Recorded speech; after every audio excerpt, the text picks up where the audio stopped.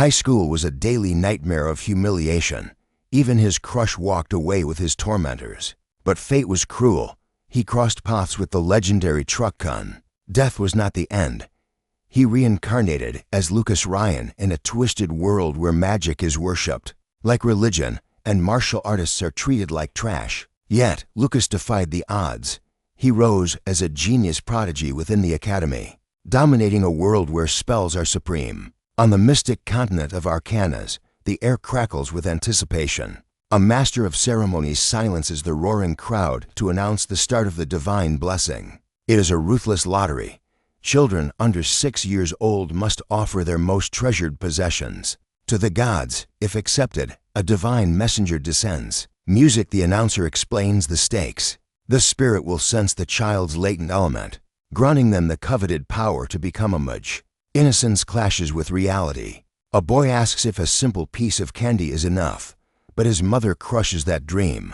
Only expensive jewelry, like the nobles possess, captures the god's attention. A noblewoman sneers nearby, flashing a gemstone that costs more than a commoner's life. Her logic is cold but true. The more valuable the offering, the higher the chance of a divine blessing.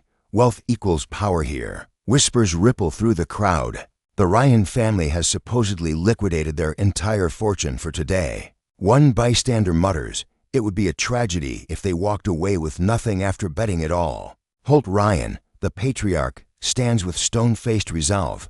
He knows the truth. He has gambled the family's very survival on the potential of his heirs. He has zero doubts. His children, Leica and Louis, are destined for greatness. Music suddenly. The master of ceremonies barks out the next name on the list. Julia Ryan. The name echoes across the plaza. A young girl steps forward, trembling slightly as she places a delicate crown upon the sacred altar. Magic erupts from the ground. A complex formation glows violently. The announcer gasps, his eyes going wide. Music, could this be the mark of Kahai, the thunder god? The reading spikes to level 7. It is a phenomenon not seen in 12 long years. Holt roars in triumph. He praises his daughter's boundless talent, declaring that the heavens have finally chosen the Ryan bloodline for greatness. Julia blinks, dazed and unaware of her own power. Her mother whispers a chilling observation. That offering wasn't nearly expensive enough to drain the family fortune. A guest realizes the strategy. There is still one child left. The true treasure, the legendary artifact, is being saved for the finale. Holt drops to one knee before Lucas. The moment of truth has arrived. An elder steps forward, presenting a heavy, ancient sword for the boy to wield. Music, a gasp sweeps through the audience. Even from a distance, the raw power radiating from that blade makes the air heavy and hard to breathe. A colossal avatar manifests behind the boy. It is Vulcanus, the fire god. His little sister cheers, wishing her big brother the luck of the heavens. The announcer understands now. By sacrificing such a priceless artifact, the Ryan patriarch is betting the entire future of his clan on this one boy. Lucas approaches the altar, the weight of destiny on his shoulders. Above him, the sky churns, shifting colors in a terrifying display of atmospheric pressure. Holt's eyes bulge. He has never witnessed a phenomenon this intense. Could it be the mythical level 9? Lucas takes his stand at the epicenter of the ritual. The ancient sword defies gravity, hovering before him. Lucas watches in awe as a torrent of raw energy surges from the blade, seeking a host. Blinding light consumes his arm. The energy swallows him whole. Within the brilliance, a spectral figure appears, gripping the hilt of the floating weapon. Just as quickly, the sky snaps back to normal. A murmur of confusion spreads. Holt panics. Is it over? Where is the divine spirit? His youngest daughter points in horror. A shockwave blasts Lucas backward. He crashes hard onto the stone and lies deathly still. Chaos erupts. The announcer screams his name. His parents scramble onto the stage, shaking his limp body, begging for a sign of life. The verdict is devastating. The announcer delivers the grim news. The god has rejected the offering. Lucas Ryan has been abandoned by the very progenitor of magic. As his family weeps over his unconscious form, the light of the blessing diverts, descending elsewhere. Meanwhile, deep in the realm of the fire god, a booming voice echoes music with pure disdain. The deity is insulted that the Ryan family dared to offer a relic of ancient power. Vulcanus glares at the blade. He vows eternal unforgiveness for this slight. His sycophantic servants praise his decision to merely reject the offering, rather than smite them all. One spirit hesitates. It notices a strange, foreign soul residing within the boy's body and asks if that anomaly should be purged as well. The fire god scoffs. Why waste divine energy on a piece of trash from another world? He dismisses the threat entirely. He turns his attention to the sword itself, calling it a fine prize. But deep within the energy wrapping the rejected soul, a mysterious eye snaps open. Far away, in the celestial source realm of the martial god, a warrior awakens. Music his focus is absolute. With a single, fluid motion, he shatters the dimensional barrier. He tears through space and time. A massive cosmic entity blocks his path, identifying him as the supreme power source of the martial world. The warrior doesn't flinch. Music he calmly asks if this beast truly intends to stand between him and the higher dimensions. The creature roars, firing a containment blast to seal him away. But the man music charges forward, unleashing a shockwave of pure martial intent. The impact is catastrophic. The creature is obliterated instantly, dissolving into a swirling vortex of cosmic dust. A new portal rips open before him. The martial god sneers, noting that the so-called guardian of this realm was disappointingly weak. A small spirit darts toward him, crying out, "Lord Martial God." He catches the creature, music demanding to know why his own attendant is trying to stop his ascent. Then a realization hits him. His presence sense expands. His old partner, Riku, is gone. The spirit projects an image of the world below. The martial god frowns. 1,000 years ago, his arts ruled supreme. Now, these weaklings worship the fire god, Vulcanus. The ancient spirit's voice echoed through the void, analyzing the unfolding chaos, music. He declared that inheriting these martial arts was a burden heavier than a mountain. He had zero desire to cultivate them further. Yet, duty bound him to pass the torch. Even a small existence like his was forced to endure the endless grind of training. His form shattered into specks of starlight, vanishing into the ether. A new soul gasped awake, drowning in confusion. His eyes snapped open, mind reeling at the strange sight. He found himself surrounded by shimmering, identical figures floating in the air. The boy lay frozen in bed, unable to comprehend the spectacle. The entities announced themselves as avatars of Mars, the martial god. They declared their intent to bestow a supreme blessing upon him. The divine figures circled the youth's bed like vultures of light. Suddenly, they all dove straight into his chest. The boy's body convulsed at their approach. A blinding beam of energy slammed into him. He received the legendary level 9 martial god blessing, and the shackles on his growth were instantly shattered. Bold upright in bed, the image of those then memories of the accident crashed into him like a tidal wave. Music, why was he here? The memories of a boy named Lucas Ryan forcibly merged with his own. He wondered if the gods were playing a cruel joke. Realization dawned: he had transmigrated, and this new life smelled like trouble. His heart ached for his mother. Clack! The sound snapped his attention to the door. A little girl burst into the room, crying out for her big brother. She launched herself onto the bed, burying her face in his chest.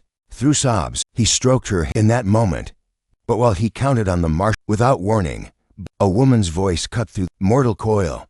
Music a chilling. 9 years later, peace seemed to rule the Ryan family estate. Lucas looked up at the clearing sky, guessing Julia's hellish training session was finally over. He stepped out to greet. The vines lashed out. Jeremy Ryan, a maid, stood behind him, mocking the fact that Lucas hadn't been exiled yet. Jeremy sneered, reminding him that this backyard was sacred ground for mages, not useless cripples. He tightened the but Lucas didn't flinch. He calmly warned Jeremy that his sister was finishing her training, and she would be back any second. He advised Jeremy to release him now, unless he wanted a taste of high-voltage lightning. Jeremy laughed.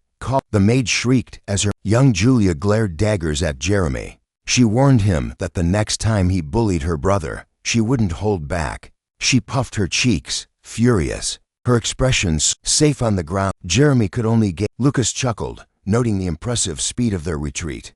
He teased Julia, saying she went too easy on him with that last shock. Julia pouted, asking why. He patted her head as they walked back to his father. Instead, even though Hole led the night order and was rarely home, he was a true father. He loved his children more than his title. When Hole found out Lucas had the letter held the key, it revealed that the family archives concealed ancient martial arts tomes. That could change his fate.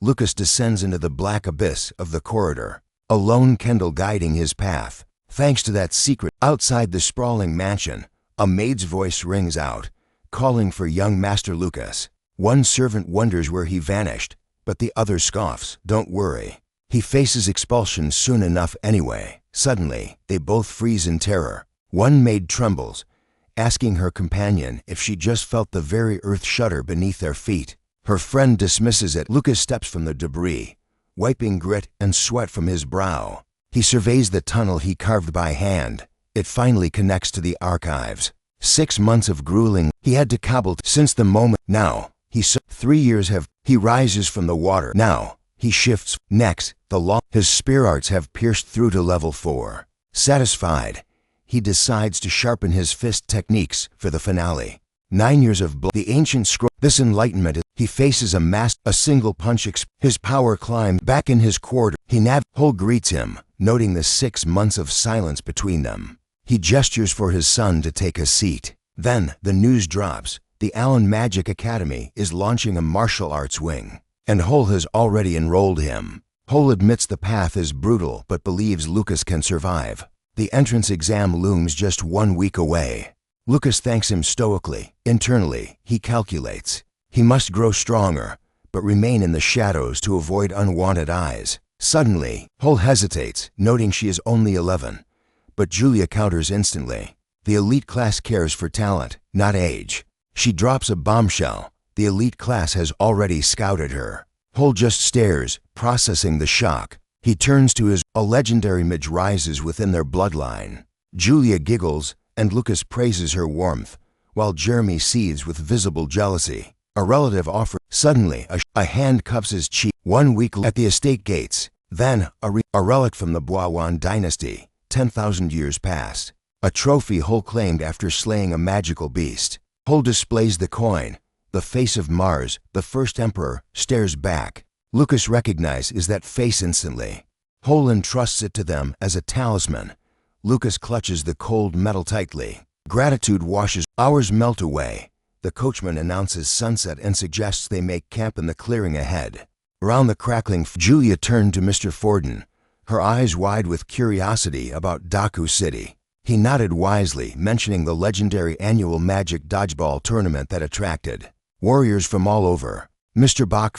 Lucas noticed his sister Julia was already drooling at the thought. But suddenly, a chill ran down his spine from the darkness of the forest. He detected 12 horses and music playing in the distance. 13 people. The man replied that with only 5 of them and a child to protect, he knew the situation was dire. They needed to be careful. He stood up abruptly and sounded the alarm. A mysterious group was closing in fast, and they needed to get into battle formation immediately. Forden couldn't hear anything and wondered what young Master Lucas was talking about. But the urgency in the boy's voice made him change his mind. He ordered the guards to ready their weapons without delay. He didn't know where Lucas got the intel, but decided it was better to be safe than sorry. Just then, the thundering of hooves erupted as a group of bandits charged through the forest. The guards spotted the riders, confirming the threat.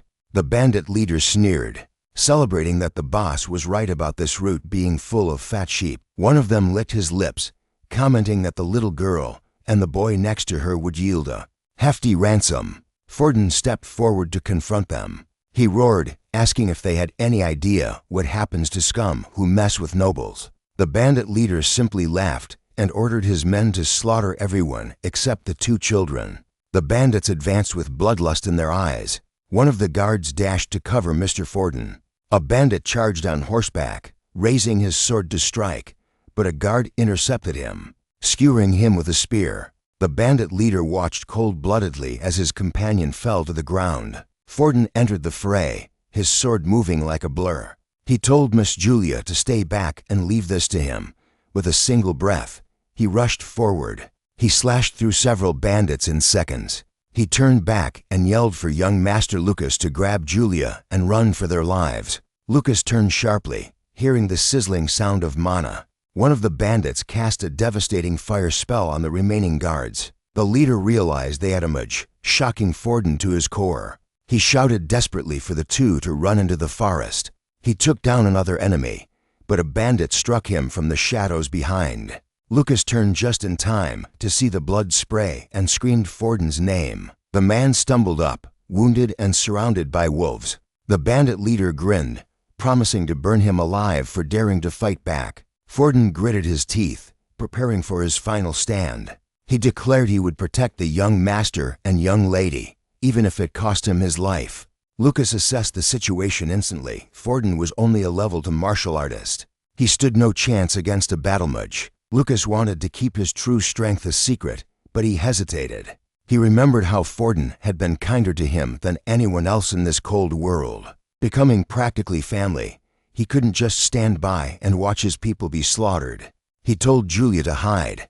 Kneeling down, he promised her he was going to save Forden. His sister nodded, tears in her eyes, and asked him to be careful. Lucas sprinted toward the combat zone. Meanwhile, Forden exchanged heavy blows but fell to his knees, struggling to stay upright against the onslaught. The bandit leader raised his sword to deliver the final execution. But suddenly, the attackers dropped like puppets with cut strings. Forden looked back, stunned by the sudden turn of events. The other bandits panicked, wondering what was happening as two fast projectiles pierced their comrades. Then, a barrage of wind blades took down several men at once. A small, intense flame formed in Lucas's palm. He noted calmly that his Gale strike had reached level 4. Defeating these level 1 bandits was nothing but a piece of cake. One of the bandits screamed in despair, asking who the hell was slaughtering them. The leader realized with horror that his squad had been wiped out in an instant. He prepared one last desperate attack, screaming that he was taking the old man down to hell with him. A massive fireball was launched directly at the defenseless Forden. With no strength to dodge, Forden closed his eyes and thanked the heavens that the children would survive. But Lucas flashed in front of him to intercept the imminent destruction. The boy advanced directly against the roaring flames. Forden watched him, unable to believe his own eyes. After the smoke cleared, Lucas was standing there completely unharmed. Forden gasped, calling out to him as young master. The bandit leader's jaw dropped seeing his fireball completely negated. He frantically tried to cast another spell.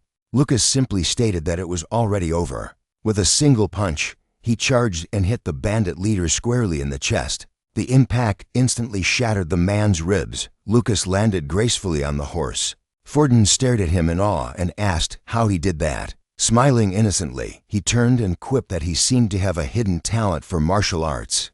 The older man could only stammer. But suddenly, a dark, malevolent mass began to erupt from the ground behind them. The creature rose to its full height, revealing a terrifying skeletal face. The monster hissed, ordering Lucas, Ryan, and Jeremy Ryan to die immediately. Lucas stared coldly at the abomination in front of him. He decided he needed to exterminate this monster right now. Jeremy launched himself into the sky like a hawk. He smashed a devastating blow into the beast's skull. Lucas observed his comrade's lethal precision. Meanwhile, a fist slammed into the earth with seismic force. Raw energy surged through the soil. Iron chains erupted from the ground, instantly binding their target. Back on the battlefield, Lucas analyzed the abomination. What manner of creature was this? Suddenly, a glowing rune manifested within the monster's eye. Was that the seal controlling the undead? Before he could confirm, the beast unhinged its massive jaw to roar. Jeremy gritted his teeth. Normal attacks were useless. He shifted his stance, delivering a thunderous double-handed strike. Lucas saw his opening. He thrust his palm forward, channeling his mana. He aimed directly for the rune in the beast's eye. A blinding beam of pure energy tore through the forest. The creature shrieked as it was utterly disintegrated by the holy light. As the monster's silhouette faded into nothingness, Lucas stood motionless. His strength gave out, and he collapsed, exhausted. Just then, Julia's voice cut through the silence. He turned to see her sprinting toward him. She threw her arms around him, burying her face in his chest. She asked if the villains were finally gone. Jeremy watched in disbelief, trying to process the sudden victory. But the peace was short-lived. A horse's whinny echoed from the dark woods. A rider emerged from the shadows. Tied atop the mount was Maya Rasta. Meanwhile, deep in a nearby cave, imprisoned men awaited their fate. In the darkness, the cult hostess seethed. Who had destroyed Subject 44? But revenge would wait. Restoring her dark power was the only priority now. Back in the forest, Julia tended to the rescue. She confirmed the girl's identity. It was Maya Rasta. Lucas frowned. The name Rasta rang a bell. Sitting beside the victim, Julia admitted she felt a strange familiarity too. Lucas explained the connection. The Rasta and Ryan clans were prominent noble houses near Daku City. Realization finally dawned on Julia. She asked how a noble ended up in such a state. Maya's voice trembled as she began her tale. Just hours ago, bandits had ambushed her carriage. The memory was vivid. The sound of a bandit's manic laughter still haunted her ears. Her defenses had crumbled. Her guards fell one by one. Even her lady-in-waiting was struck down trying to shield her mistress. Maya explained her terror. Her noble status meant nothing to them. One man simply stared at her with cold, predatory eyes. She revealed their sinister objective. They were not after gold. They were hunting the children of nobility. Lucas assured them the nightmare was over. The enemy was defeated. But a heavy silence fell over him as he processed the information. Forden approached, whispering that the ladies had retired to rest. Lucas beckoned him closer. He needed the old butler's insight on Maya's story. Forden raised an eyebrow. Was the young master referring to the bandits' unusual proficiency? They had been systematically targeting noble heirs. Lucas noted the anomaly. These were no ordinary thieves. They wielded magic and controlled the undead. Forden's gaze shifted uneasily. The young master reached a chilling conclusion. A powerful demon was pulling the strings from the shadows. Forden bowed with a grim expression. He would send an urgent report to the family head immediately. Informing the Rasta family would secure a powerful ally. Lucas agreed, but he proposed a change in plans to ensure their safety. The next morning in Daku City, Julia pouted. She was shocked to hear their sightseeing tour had been canceled. Lucas explained the gravity of the situation. Remnants of the bandit group could still be lurking within the city walls. Safety was paramount. They needed to head directly to the Magic Academy. He pleaded for her understanding. It was for her and Maya's protection. Maya nodded in agreement. Inside the carriage, Lucas sat beside Julia, gazing affectionately at his little sister. He promised to treat her to a feast later. Maya smiled at their bond. Just then, Forden announced their arrival at the city center. Julia and her brother eagerly poked their heads out the carriage window. Their eyes widened at the spectacle. The streets were a vibrant tapestry of people and commerce. A passerby noted the scale. This was the second largest metropolis in the empire, rivaled only by the capital itself. Maya gazed out as well, enchanted by the lively atmosphere. The three of them soaked in the energy of the city. Lucas felt Suddenly, a street clown popped up, startling the girls. Laughing, Lucas bought an assortment of breads and sweets to calm their nerves. Maya offered a pastry to Julia with a warm smile. Lucas watched the blossoming friendship with a sense of peace. Forden halted. The girl clung to him. She beamed. Maya found the dynamic. Maya glanced. He finally revealed the painful truth to Lucas. Miss Maya had once been his betrothed. In their youth. Welcome to Alan Mag. The results determine. Lucas explains to Julia pouts. He urges her. Julia nods and asks another comment. As Julia clings, the woman steps forward as Minna, the vice president of the student council. She eyes Julia skeptically, asking if she's just tagging along. The girl Minna checks the application, eyes widening. Could this be the prodigy offered a guaranteed spot in the elite class? A faint smile plays on her lips. She confirms the identity, Julia, of the Ryan family. Surprised, Julia asks how this stranger knows her name. Minna simply smirks. The vice president. She glances at Lucas. At Allen Academy, mages view martial artists as second-class citizens. Julia's expression darkens at the disrespect. The mockery continues. Minna catches. Another voice calls out to Lucas. Minna steps in, inviting him to register so they can proceed to the main event. Lucas flashes a polite smile and thanks her. They enter a massive with badges in hand. The trial Lucas asks if the young man hides. He makes a silent vow. At the measurement station, the examiner's voice booms. The first test has officially begun. The examiner Lucas places his palm. He sighs. The crowd Lucas watches from the examiner. The device begins to scream, emitting a blinding light. A shockwave of pure energy explodes outward, engulfing the entire hall. The examiner's voice trembles as he announces the score. 10. The absolute maximum. A talent seen once in a generation. It took other elites 2 years to reach this pinnacle. She holds the gauge, the undisputed queen of the exam.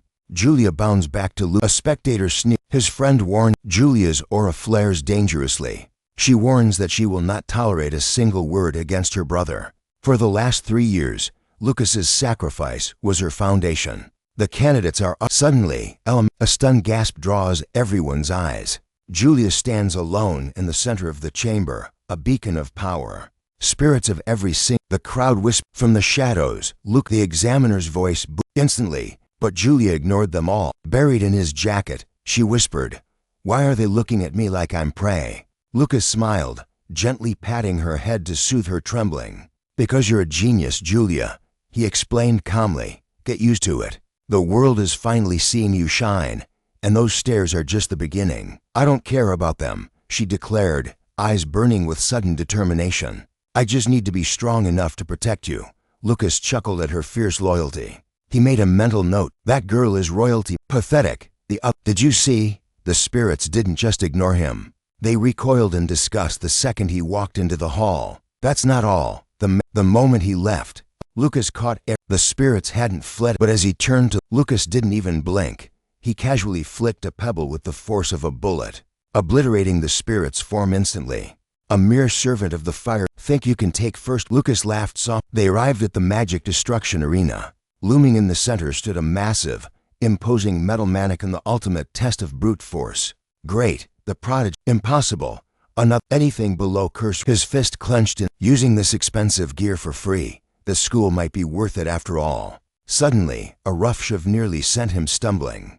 "Watch it, a girl." Useless commoners. The surrounding candidates froze. The girl's eyes locked onto Lucas, dripping with aristocratic disdain. She strutted toward them. Her gaze was. Lucas stepped in front of his. The crowd gasped. Not only was it a lineage of legendary mages, but it was also the family of Lucas's late mother. Memories of his mother, Catherine, surfaced. This girl was his cousin. "How old are you?"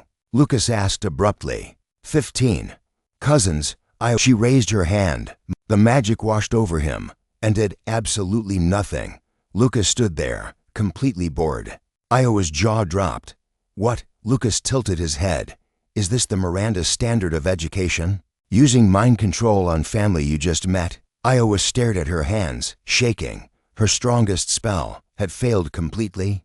"Did you really think a parlor trick could bind a martial artist?" Lucas scoffed. Suddenly, the loudspeaker crackled. "Lucas Ryan, step forward." "Julia Ryan, you're next," the examiner added. Iowa gritted her teeth, pointing a trembling finger at the girl. "Don't get cocky. I will be number 1 in this test." Lucas just smirked and pointed at the scoreboard. High above the arena, the name Julia Ryan already sat on the throne of first place.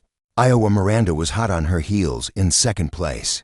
Lucas realized he couldn't let Iowa steal the top spot from Julia, or his plans for a peaceful, quiet life would crumble. A moment later, someone offered Julia a piece of candy. Innocently, she popped it into her mouth, eyes widening as she asked if it was a treat. Asterisk whack. Asterisk. Lucas slapped her back to force it down. She sputtered and coughed, calling him a liar through the bitterness. It wasn't candy. It was medicine vile enough to make a grown man cry. Lucas quickly apologized. He explained in a low voice that it was a special magic potion, and the effects would kick in before she knew it. Suddenly, his name was called. He dashed toward the arena, leaving Julia yelling that she would never trust him again. He approached the metal mannequin where the examiner waited in silence. The instructor barked the command to candidate number 5. He was to strike the target with his absolute strongest magic for evaluation. But before the countdown could begin, Lucas raised a hand. He stated calmly that he had 0 magic aptitude. He tightened his fist and asked a simple question. Could he just hit it? Laughter rippled through the audience. The students mocked him, predicting he would only shatter his own bones. One student noticed Lucas's sister standing nearby, trembling. Julia was fighting the urge to lash out. She declared that the only reason they were still standing was because her brother had asked her to behave. The student turned, asking if it was true that her brother was magicless. The girl confirmed he couldn't cast a single spell, but her eyes burned with conviction as she asserted he was still an amazing human being. She warned them that no one had the right to mock him. Her cousin watched her closely, convinced that a martial artist had limits and Julia was living in a fantasy. Asterisk boom, asterisk a deafening impact thunder clapped through the entire arena. Dust billowed up, obscuring the stage. Iowa Miranda flinched, eyes darting around as she wondered what kind of force could create that sound. 2 minutes earlier, Lucas had asked if a single hit would suffice. The examiner, indifferent, replied that he didn't care how the attack was delivered. Lucas shifted his stance. His martial arts prowess didn't just grow linearly. It exploded exponentially every 3 levels. At level 3, his technique received a major boost.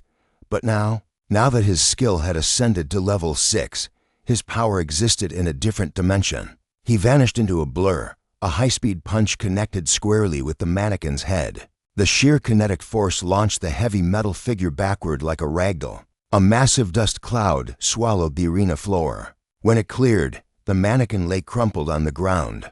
A gaping hole punched clean through its chest. Lucas stared down impassively at the wreckage. From the stands, Iowa watched him, her gaze sharpening. She analyzed the data instantly. His speed rivaled high-level wind magic, and the impact carried the destructive force of a curse-rank spell. The other students gasped in shock. A realization hit her. She was the only one who saw the truth. As she studied him on the screen, she concluded that this boy was terrifyingly suppressing his real power. The examiner, stunned, broke the silence to congratulate him with a perfect score. Lucas casually offered to help clean up the scrap metal he had just created. His name lit up the scoreboard, and he shot a subtle signal to Julia. The girl cheered wildly. She was relieved he managed to hide his true monster-like strength while still avoiding a failing grade. As the exams mana began to swirl around her, dense and heavy. The sheer volume surprised the candidates nearby as she concentrated every ounce of energy into her staff. A complex spell circle ignited beneath her feet. With a commanding shout, she invoked the descent of lightning. The sky tore open. The crowd erupted. Julia was sitting down. She sat there, blinking. Back at Lucas's side, she rambled on. Lucas just watched her. In this world, mages pour magic potions ages ago. In the modern era, finding a martial artist who could create the Magessence elixir that boosted Julia was nearly impossible. That was because it required a refinement ability of level 6. Currently, the only known master capable of such a feat was the legendary level 9 martial artist, Duke Redizan. Lucas knew the time drifted by. Lucas replied, "It was Minna." She approached them with a wave near the bulletin board. Lucas stood up, eyes narrowing slightly as he asked what she was doing there. She revealed the reason for her visit was to post the official class assignments, offering a warm smile as she congratulated them on securing first place. Julia beamed with joy. The celebration was cut. Minna chuckled and explained. Then, eyeing the girl, Minna didn't waste a second. She grabbed Julia's hands, declaring she'd be waiting for her in the wind department. Julia nodded, happily agreeing to the proposal. Lucas smirked, realized it was time to part ways.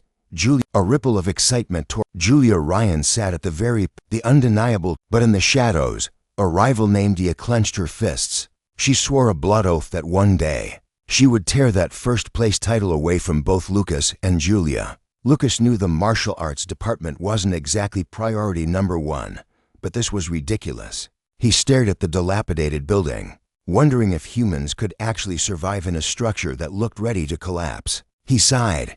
The stranger knew Lucas didn't have time for small talk. He brushed past Kai and headed straight for the registration desk.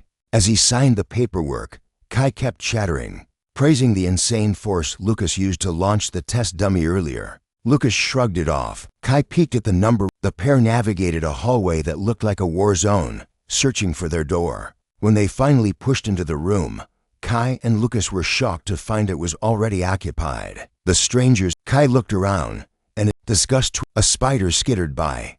Kai held the gold coin aloft, offering a bounty to anyone willing to scrub the filth away. Sharp and Collins dove into action immediately, while Lucas simply observed the chaos. As the cleaning frenzy continued, Kai walked over to Lucas. He tried to offer some comfort, insisting that their living conditions had to improve eventually. A knock echoed through the room. An older man stood in the doorway, announcing he had arrived to deliver their official department uniforms. He barked an order. Kai held up the uniform and he dropped a hint that was all Kai needed to hear. Clad in his humble uniform, he entered the grand hall. His sharp eyes scanned the massive structure, analyzing every exit and pillar. His roommates gazed around in awe, though Kai scoffed that it was nothing compared to his family estate. Ignoring the architecture, Kai scanned the crowd for Julia, pointing out that the elite class had the VIP seats up front. There she was. The girl sat regally in the very first row, her elite class uniform gleaming with a quality that put everyone else to shame. Kai grumbled that their department was stuck in the nosebleed section at the very back. Lucas decided not to approach, noting with a smile that the elite uniform suited Julia perfectly. Another student groaned about the distance, loudly questioning if the school was actively discriminating against the martial arts department. Lucas ignored the politics and took his seat in the shadows. Nearby, a girl's gaze locked onto him, watching his every move. Suddenly, the stage erupted, candles ignited in unison, and a magnificent flower of pure fire bloomed in a student's hand. Floating above the stage with his level 6 ability, the speaker commanded attention. His voice boomed across the hall. He declared that the new students should feel honored just to stand in this presence. He introduced himself as Theodore Pal, the student council president. Landing gracefully, he announced he would now unveil the school's absolute law, the point system. The female students in the audience swooned, their whispers filling the air. They called him a true genius, mesmerized by his power.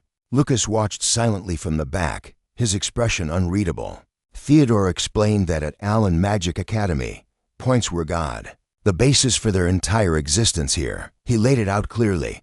Magical abilities, ancient grimoires, tamed beasts, everything was for sale. Even personal guidance from the great masters could be bought for the right price. There were many paths to wealth, but he warned them manual labor was for fools. It earned practically nothing. The real money lay in department events or guiding the freshmen. That was the most efficient way to climb the ladder. The realization hit Lucas like a truck, so that was why Minna was so eager to help them. Theodore concluded his speech, but his final words hinted at a destiny far greater. Being on the student council meant one thing, a guaranteed monthly income of points. Lucas Ryan listened intently, absorbing every word of the speech.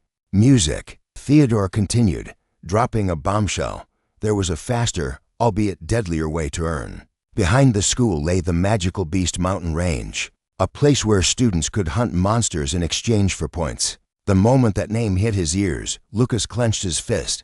A sharp grin cut across his face. This wasn't just a danger zone, it was a personal training ground, tailor-made for a predator like him. A few hours later, darkness swallowed the academy dorms. Silence reigned in one of the rooms, where a young man appeared to be sleeping soundly in his bed. Thin trails of smoke rose from a burning incense stick. Music, its heavy scent filled the air, locking the room's occupants into a deep, unshakable slumber. Lucas Ryan slipped away like a shadow. The tranquility incense had done its job, buying him the perfect window to slip out unnoticed. His destination, the home of the magical beasts. He recalled the campus layout.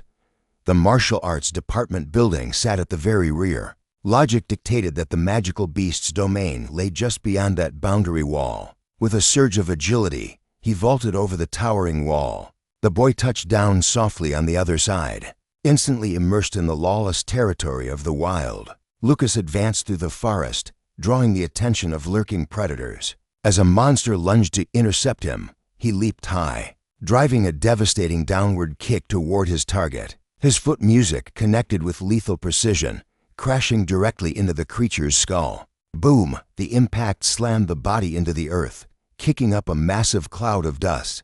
The creature lay motionless, embedded in a small crater of its own making. The force of the blow had snapped one of the monster's horns clean off. Perched atop a tree, Lucas analyzed his kill. It was a giant blackhorn toad. Lucas weighed the horn in his hand. Since they were poisonous, these were prime ingredients for magic potions. It should fetch a handsome sum of points on the exchange market. He needed those points. Rumor had it that the Allen Magic Academy archives held legendary martial arts manuals. To get them, he had to be rich. Scanning the mountain range, the boy narrowed his eyes. Time was a luxury he did not have. He needed to map out the monster locations immediately. Lucas covered one eye, channeling his energy. It was time to activate his special ability. His perception exploded outward, covering a vast swath of the forest. A level 1 giant rat opened its maw to bite, but Lucas swatted it aside effortlessly, ordering the creature to eternal sleep. He didn't stop there. He smashed a fist into a level 2-eyed bat and weaved smoothly past the claws of a level 3 magic-crested panther. Small explosions of force echoed through the canopy as he dismantled the local wildlife. Satisfied with the carnage, Lucas surveyed his haul. He had secured excellent materials for refining elixirs, and plenty of others to exchange for music precious points. As he dragged the heavy sack of loot, the forest grew unnervingly silent. He touched the earth, realizing the traces of lesser beasts had vanished completely. A chill ran through the air. This kind of silence usually meant one thing. A powerful apex predator was claiming this territory. Lucas knelt, extending his senses to the limit. There, a heavy pressure radiated from a trail deep in the woods, leading him straight to the gaping maw of a dark cave. A sinister dark aura poured from the entrance. In the shadows, a pair of glowing eyes ignited, followed by the low, guttural snarl of a wolf. Lucas smiled. He found the jackpot. He leaped through the trees, realizing the beast's senses were sharp. It had locked onto him from a kilometer away. The young man dropped his loot sack at the entrance. He wouldn't need it for this. With a steady step, he walked into the belly of the beast's lair. The owner of the cave emerged. It was a massive level 6 fire and ice wolf, snarling with primal fury. Its gaze was heavy with intimidation. Lucas understood music instantly. Wolves were territorial creatures, and he had just walked into its living room. The beast charged, jaws wide open to tear him apart. Lucas stood his ground, fist clenched, silently inviting the monster to do its worst. Clash! Lucas punched the wolf's paw mid-strike. The creature retaliated with a point-blank blast of ice, but Lucas coated his own fist in frost, blocking the attack head-on. The wolf flinched at the unexpected music defense. Seizing the opening, Lucas shattered the ice coating and drove a brutal punch straight into the creature's face. The impact left the wolf stunned. Lucas leaped back effortlessly, clutching a shard of ice in his hand. The beast staggered, slamming hard against the cave wall. Looking down at the reeling monster, Lucas sighed. If he had trained just a bit more, that blow would have been fatal. He smirked, provoking the beast. "Get up, we aren't done yet." The wolf roared, rising to its feet. It concentrated a dense sphere of scorching heat in its jaws, unleashing a catastrophic blast of flames that consumed the entire area. Fire raged around them, but the creature stood firm amidst the inferno. The wolf threw its head back, howling to the heavens, releasing its music. Pent-up fury. But in a flash, Lucas appeared right beside it, completely untouched by the flames. As the beast stared in shock, he buried a powerful fist deep into its stomach. Wham! The force of the blow rippled through the creature's body, stunning it instantly. The massive wolf was launched through the air, crashing violently against the stone music wall of the cave. It slumped to the ground. As Lucas observed the fallen predator, he marveled at its rare duality, the ability to control both fire and ice freely. But even wounded, the wolf's eyes didn't lose their fire. An unusual pattern swirled within the creature's iris. Its eyes shone with an eerie light in the darkness. Lucas realized the truth. A mutated variant. How rare. As he stepped closer, the beast unleashed a desperate, simultaneous blast of freezing ice and scorching fire from its maw. Lucas didn't flinch. He stared down the dual elemental assault as to music beams of contrasting. Raw power hurtled straight toward his chest. Steam hissed violently where the opposing elements collided. Lucas moved at the last second, the deadly attack barely grazing him as the cave filled with mist. The beast seizes its chance. It bolts for the exit like a streak of lightning. But Lucas isn't letting this prize escape. He launches himself forward, roaring that the chase is far from over. His hand shoots out like a viper striking its prey. Fingers lock around the creature's tail in an iron grip. With a roar of exertion, he spins, using the beast's own momentum against it. He launches the massive wolf into the air, left holding nothing but a clump of fur. Fighting a giant magical beast, that is just good practice, and bound to be worth a mountain of points. But suddenly, his confident grin vanishes. Something catches his eye. A second wolf, identical to the first, lunges from the shadows. It strikes the creature Lucas was just battling, forcing him to leap backward to dodge the chaotic assault. One beast unleashes a roaring torrent of hellfire. Meanwhile, the other descends from above, jaws snapping for the kill. The flames intensify into a blazing inferno. Lucas dives toward the earth, shouting for these unruly mutts to settle down. He drives his fist into the stone floor. Boom! A massive shockwave explodes outward, his knuckles trembling from the sheer force of the impact. Raw energy ripples through the cavern walls, but the wolves are relentless, pinning him down under their combined weight. Is this where his streak ends? No choice. Lucas looks up. The Titan drops to glowing objects of fire core and an ice core. Lucas stares. Could those really be high-level beast cores? In this realm, apex beasts are born with a core holding their essence. If a human's vital energy fuses with that core, the monster becomes bound to them for eternity. So, a smirk plays on even elite mages rare. Lucas wastes no time. He offers the power back to the wolf. The beast absorbs them instantly, and to Lucas's shock, a voice echoes in his mind, "Master." He spins around. Lucas grins. Now, down to business. The wolf glances aside with sharp determination, then nuzzles its massive snout affectionately against Lucas's face. Ul signals him to. They pass hordes of creatures slumbering on the ceiling like bats. The overwhelming stench hits Lucas hard, forcing him to cover his nose. Then, they find it. A horde containing the hide of a level 6 beast. The skeletal remains of an ancient monster, and a glittering pile of precious gems. Lucas's jaw drops. It is a literal fortune. But Ul interrupts, clarifying that this pile is not actually his treasure. Those are just scraps left by fallen adventurers near the corpse. That, Ul insists, is the master's loot. The beast guides him to the real prize, a stockpile of beast cores, all level 3 or higher, including the massive level 6 gems. The wolf explains, with a hint of pride, that he already devoured every core with water and fire attributes. To ascend, a beast must consume the core of an equal or stronger rival. This implies Ul has already slaughtered at least 2 titans as powerful as himself. Lucas beams, congratulating his partner on the carnage. He tosses a reward to the wolf, who sniffs it eagerly, drooling at the scent. Ul swallows it down, visible power surging through his fur instantly. Lucas explains it is a premium healing potion, effective even on beasts. He orders Ul to recover and guard the horde. The wolf accepts his first mission with a howl of loyalty. Standing beside his new powerhouse, Lucas declares it is time for the next phase. A subtle, dangerous smile curls the corner of his mouth. The next day arrives. Sunlight floods the imposing architecture of the Academy's main classroom building. Lucas and Sharp stroll in, finding Iowa Miranda already seated. Lucas stifles a yawn, noting that despite pulling an all-nighter, the sleep incense kept him surprisingly sharp. He recalls the chaotic night trying to tally his massive fortune, while Ul refused to stop, pestering him for attention. A glance at the wall clock confirms it. The lesson is about to commence. Yet, the martial arts classroom is a ghost town. Sharp looks around, bewildered, wondering where the instructor is and why the desks are vacant. Kai Troy scoffs, suggesting the administration forgot them entirely.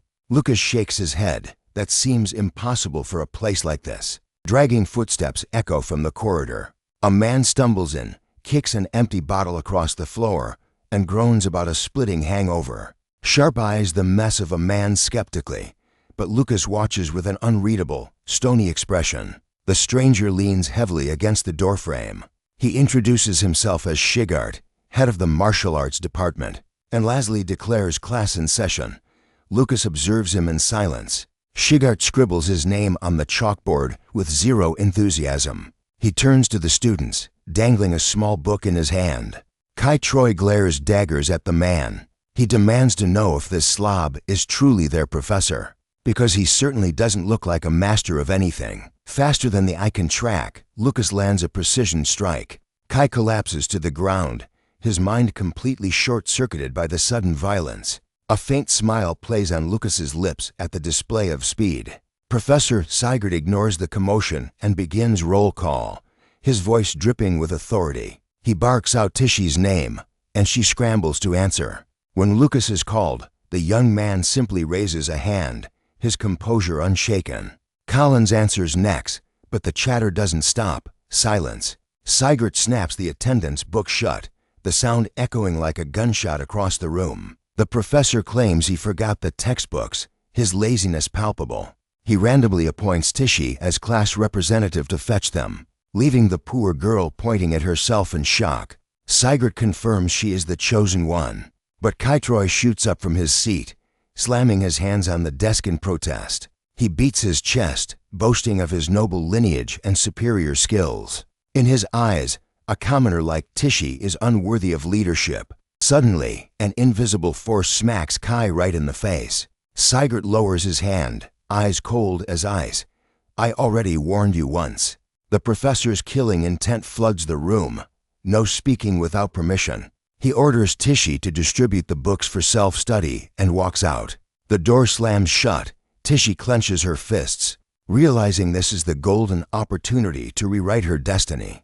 Meanwhile, Kai is seething with humiliation. Lucas narrows his eyes. That man, he's dangerous. Kai wipes the dust off his face, swearing to report Sigurd to the administration immediately. But Lucas ignores the whining. He analyzes Sigurd's retreating figure, spotting a subtle limp. Just how powerful was this monster before that injury crippled him? Lucas coldly reminds Kai that he never agreed to any complaint plan. Kai stares at him, baffled by his lack of outrage. Hours later, outside the cafeteria, Lucas smirks to himself. A mysterious, overpowered teacher? This academy just got a lot more interesting. Nearby, Kai is still ranting to a classmate. He spits venom about how the lazy professor wasted their time with self-study. He continues to trash the master's reputation until a cheerful voice cuts through the air.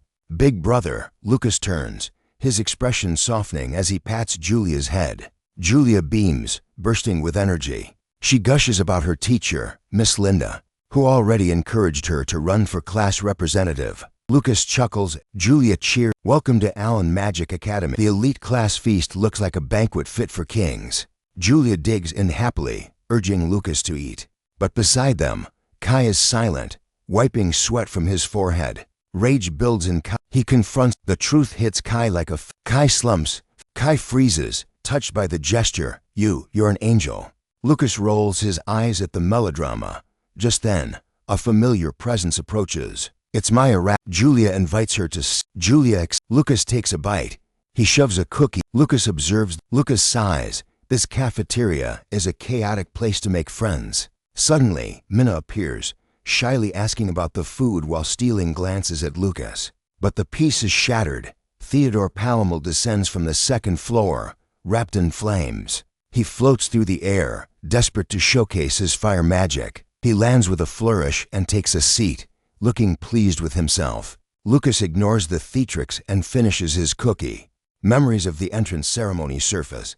Lucas's gaze shifts, locking onto a figure outside. It's Professor Sigurd, chugging from a bottle as he walks away. The man takes another long swig of alcohol. He wanders across the academy grounds, a solitary figure amidst the grandeur.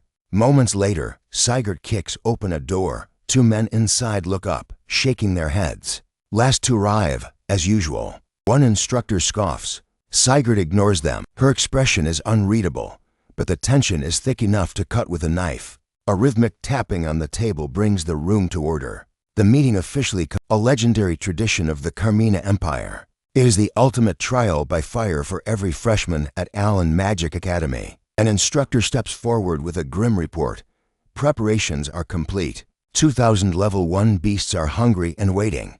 The countdown begins. 6 days to chaos. Every year, the disrespect is the same. One arrogant professor suggests the martial arts students should simply withdraw to avoid humiliation. A hand slams onto the table with thunderous force. Sigurd stands up, fury burning in his eyes. The professor tries to backpedal, claiming he only wants to protect the students from failure. Suddenly, a sharp voice cuts through the tension. An instructor interrupts, throwing her full support behind Mr. Sigurd.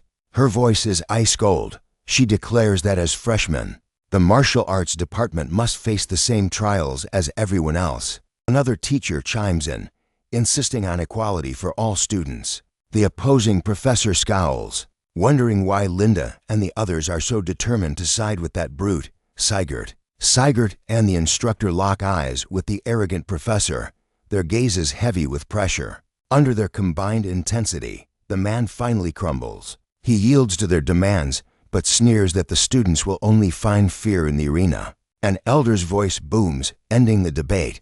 The decision is final. The martial arts department will compete. As the dissenting professor storms out, another instructor whispers to Linda with concern. Is she truly certain about this gamble? He warns that while martial artists excel at human combat, the beast-taming tournament is a different kind of nightmare. It might be too cruel for them. Linda offers only a faint, mysterious smile. Her mind drifts back to words spoken long ago, a philosophy she has taken to heart. Sigurd's voice thunders through the hall. A coward has no right to call themselves a martial artist. Any student who refuses to fight in this tournament will be expelled immediately. The announcement drops like a bomb. The magical beast-taming tournament will begin in exactly 6 days. The professor grins menacingly at the class. Today's lesson is over, but the real pain begins now. Practical combat training starts immediately. They must learn to kill beasts or be killed. Kai scoffs, questioning the logic of it all. Why fight in a tournament just to pick a class representative when they already have one? The professor barks at him to shut his mouth. Class is in session. Meanwhile, Lucas looks completely checked out. He rests his chin on his hand, staring out the window with bored eyes. Outside, the training ground has turned into a chaotic battlefield. A female student is slammed brutally against a wooden pillar. But Tishy doesn't stay down. She shifts into a combat stance, eyes locked on her target. On the sidelines, students whisper that everyone here passed the entrance exam. They are not weaklings. Tishy explodes into motion. Her kick strikes with such force that dust and debris fly into the air. Nearby, Lucas effortlessly weaves through a classmate's assault. The attacker stumbles back, hitting nothing but air. Sigurd raises a bottle, calling an end to the brutal session as the sun sets. Kai collapses on the ground, groaning that the torture is finally over. Collins walks over with Sharp, promising to deliver his food later. Kai raises an eyebrow. Another deal? Collins explains he traded a precious coin just to get a decent meal. Sharp complains, asking why he was left out of such a bargain. Collins apologizes and promises the next deal belongs to Sharp, who eagerly agrees. Lucas observes their petty transactions in silence. Kai strolls over, a smug look on his face. He clearly thinks Lucas is a bit slow. He throws an arm around Lucas's shoulder, acting the big brother. He offers to teach Lucas the ropes for free. Lucas flashes a polite smile and thanks him, but firmly declines. Kai suddenly remembers something important. Lucas has a sister in the elite class. Of course, he doesn't need to worry about scraping for points like the rest of them. Later that night, under the moonlight, Lucas shakes his head. Kai has it all wrong. Even without Julia's help, he has never worried about his next meal. Lucas wipes his mouth, savoring the moment. The forest is his pantry. He prepares to roast a massive slab of meat he hunted himself. The fat sizzles as the meat roasts over the campfire. Sitting by the flames, he calculates his schedule. If he didn't have to escort Julia, this dinner time could be used for more training. His expression darkens. He recalls how Minna, the vice president, tried to maneuver closer to Julia today. He cannot afford to let his guard down. His resolve hardens. If that woman harbors even a shred of ill intent, he will crush her. Suddenly, a wagging tail catches his attention. Ul has appeared from the shadows, eyes glued to the roasting meat. Lucas tears off a chunk and tosses it to the beast. "Eat up," he commands. Ul devours the meal in seconds, but there is no free lunch with Lucas. He warns the beast that the calories must be burned off immediately. It is time for a safe workout. Their training begins, echoing through the dark forest. Meanwhile, miles away at the Ryan family estate, a solitary figure sits on the balcony. Holt approaches the woman quietly from behind. He asks if her heart is with the children again. She nods, unable to hide her longing. He checks the time. Classes have likely started by now. Holt suggests that if the distance hurts this much, she should simply go to them. He offers her a ride, conveniently. He has business in Daku City and needs to pass right by the academy. A smile lights up her face. She thanks him profusely, her heart already racing at the thought of seeing her children again. The scene shifts to the shadows of Count Grindo's mansion. Hooded figures gather in a grand, dimly lit hall. 3 masked elites scan the room, tension thick in the air. A woman with emerald hair welcomes a guest. "Jessica, I am so glad you came." Jessica Ryan, face hidden behind a mask, studies the hostess with cold calculation. The hostess unveils her masterpiece, Jade Dream. A goblet of glowing liquid is offered to Jessica. The emerald-haired woman lifts a small, delicate vial. Inside swirls a rare essence, priceless and dangerous. She lets a few drops fall into the mixture, the finishing touch. "Enjoy," she purrs, gliding away to mingle with the other conspirators. She calls the gathering to order. The day's dark activities are about to commence. Jessica remains seated, goblet in hand, watching like a predator in disguise. Jessica's voice is low and dangerous. She demands answers. How did an 11-year-old girl single-handedly annihilate the Black Wind group? The revelation drops into the silence. It wasn't just luck or skill. Julia has received a level 7 blessing. The hostess marvels that the girl has inherited the supreme talents of both the Catherine and Miranda bloodlines, but the green-haired woman scoffs, insisting a mere level 7 should never have been able to defeat them. With a cruel grip, she twists Jessica's ear, hissing that her daughter's futile efforts will never bear fruit, while the hostess lifts her chin with an air of arrogant superiority. She coldly asks if Jessica is willing to eliminate Catherine and her daughter to seize the title of Baroness.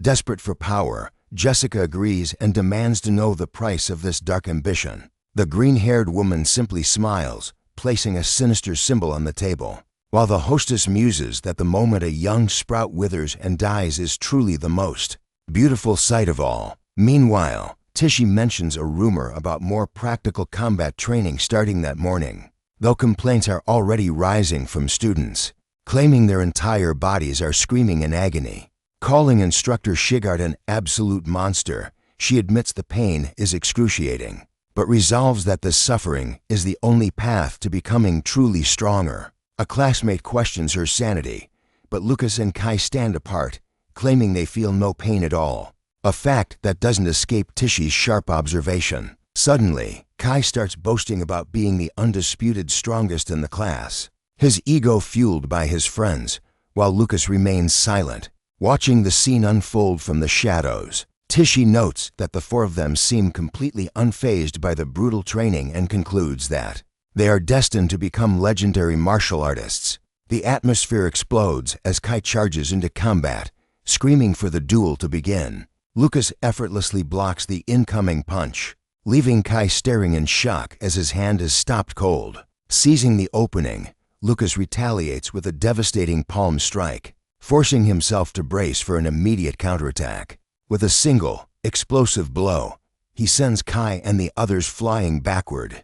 Kai grins, praising him that the move wasn't bad, to which Lucas coolly replies that Kai wasn't half bad either. Lucas watches the other students training from a distance, analyzing their movements, but suddenly spins around, sensing a piercing gaze fixed upon him. An elderly man sits meditating beneath the shade of a massive tree, his presence almost blending with nature. Kai approaches, asking casually if it's just that weird old guy. Thinking he sees an opening, Kai launches a surprise attack, yelling that the old man let his guard down, but the assault fails instantly, and Kai is slammed ruthlessly into the dirt. He scrambles back to his feet, shouting for Lucas not to look away, declaring that they will keep fighting until a clear winner is decided. Lucas simply nods in agreement, shifting into his stance to continue. As the mysterious old man quietly stands up and vanishes from the scene, a young woman asks Director Otani if he is returning to the library, but he waves off her company, his mind entirely focused on the fascinating young man he just witnessed. He realizes the boy is suppressing his true power. The director decides to etch the name Lucas into his memory, intrigued that even he cannot fathom the depths of the boy's abilities. While Kai celebrates his hard-fought victory, several grueling hours pass until the class finally comes to an end. Lucas recalls that in the afternoon session, instructor Shigart taught them special massage techniques, emphasizing that recovery is just as vital as combat for a warrior. A classmate practices the massage on Sharp, who groans that he hit exactly the right spot. Lucas reflects that the recovery. Lucas enters the shop. He realizes he remembers that Julia earns for today. He plans to trade material. Lucas approaches. He swipes his card to pay. The clerk confirms. She skeptically asks if the clerk watches him. She leans back in her chair, grumbling that this reckless spending is exactly why she hates nobles. That night, he reflects that mixing the potion into the bathwater doesn't dilute the medicinal effect, and it would be a shame to let such valuable energy go to waste. He muses that he can't He resolves to stick to common level to materials to avoid attracting unwanted attention. But a splashing sound comes from the water behind him. He spins around, hiding behind. Lucas steps out from the tub. Lucas calls the beast. He plans to trade the materials. Music with a Instructor Sigart, if you are too weak to train. Music mocks Kai. The teacher silence. Lucas, Sharp, and Collins hang their heads in shame, confirming the loss. Sigart face-bombs, lamenting the fragility of these spoiled nobles. He decides to teach. Kai grins, warning her that he won't show mercy just because she's a girl. He is determined to prove Music he deserves the title of class representative. Tichy remains ice. Victory flashes in Kai's mind, but Tichy moves like a phantom. A devastating blow to the gut folds him in half, stealing the breath from his lungs. She effortlessly blocks it with a single, explosive strike. Tichy launches him across the field.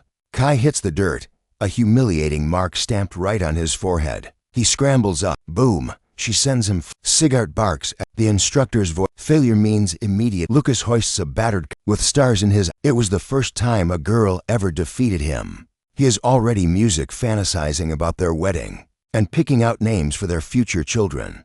The sun rises on the tournament day. As the students march toward the gate, Kai gapes at the sheer scale of the arena. Fear begins to. Rivals from the magic. Sigart snaps his student. Kai is visibly shaken. Sigart. Lucas beat up Sigart. Lucas quickly pivots, reminding Kai that a low-level beast can't penetrate his defense. Music. Kai swears on his life he won't mess this up. Sigart grunts, accepting the strategy.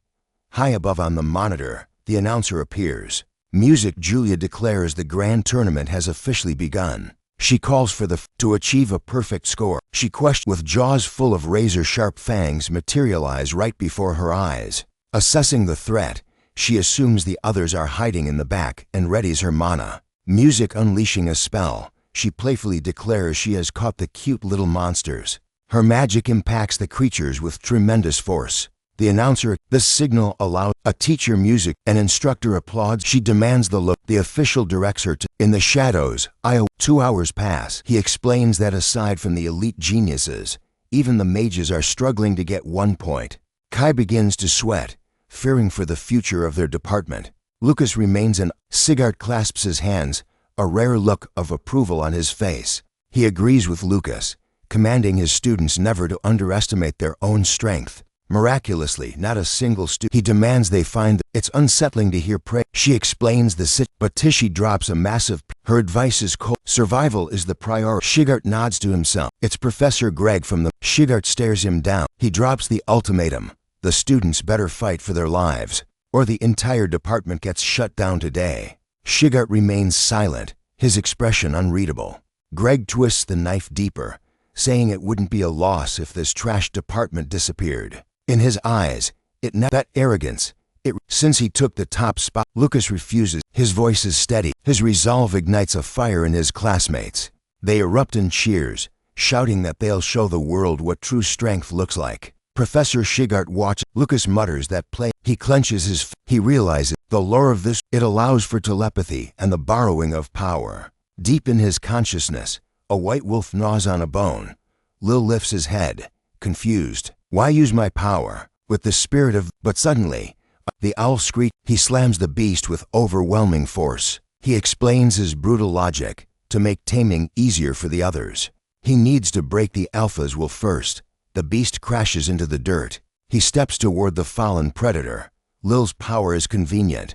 The fear of a high-level beast will paralyze all the weaker ones nearby. The owl's eyes spin dizzily. It falls into a complete trance. Lucas thanks the creature for submitting without a fuss. He notes that he can't let the potion smoke leak until he has tamed every single beast in this sector. The owl lies defeated. Subjugation complete. Lucas announces he is off to hunt the next target.